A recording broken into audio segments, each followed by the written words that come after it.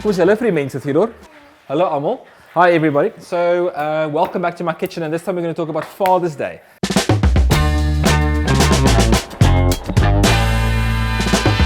And if I think about Father's Day, I think about a really cool, simple, delicious braai. And you can't have a great braai without great braaibroodjies or a big piece of steak. So Theodore is going to help me to make a yummy, yummy spice rub. Now, it's a very simple recipe to make. Look at this guy, huh? Doing all the work already. Theodore, we're going to start with a bit of coarse salt. Lekker. We're going to add sugar. And we're going to add whole coriander, black pepper, and some cumin seeds, okay? Nou gaan ons crush, nee? Ga je me help? You must crush. Watch your fingers, nee? We're also going to add to it a couple of whole garlic cloves. And then I'm going to add to it a whole jalapeno from the garden. We've got some bay leaves, a pinch of fresh thyme, and some rosemary. And paprika. Gooi by? Dankie. Boom, boom, boom. And we're going to use this to just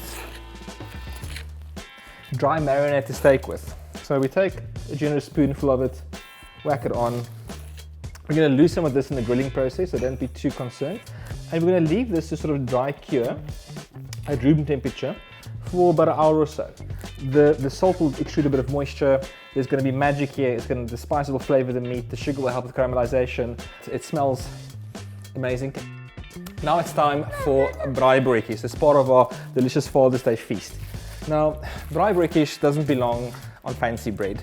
No ciabatta, no rye, no funny bits. Braaibroodjies belongs on good old absorbent shop bread. Is it lekker? So we butter the inside of the bread and the outside of the bread, which is like the first thing. So it toasts evenly and beautiful and golden. Big argument with braaibroodjies always to chutney or not to chutney.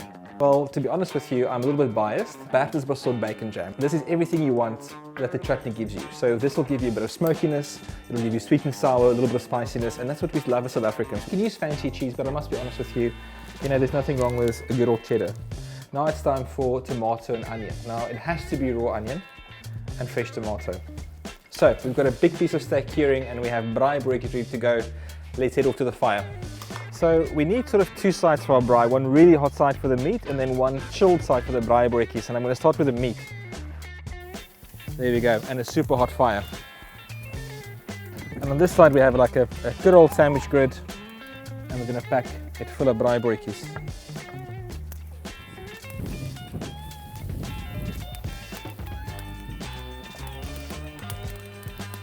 My base rump isn't like super rare.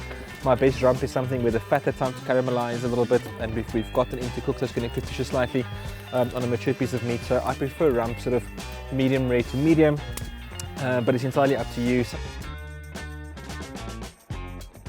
We've got toasted braaibroodjies. Those little dark bits are just the business. Caramelization is everything. Our steak is just about there. We're going to give it a little bit of time to rest before we carve it.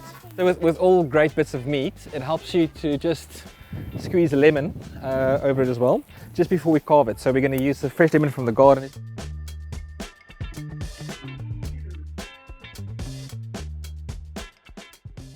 A little bit of sweet, melty cheddar, tomato, onion, salt and pepper.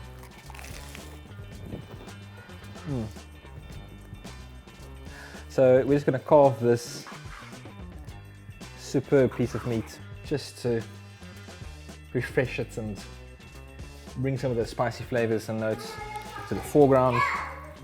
And that's it. It's a super simple feast to entice any dad on Father's Day. Braaibroodjies with super cool bacon jam, an amazing piece of meat with homemade spice rub. There you go.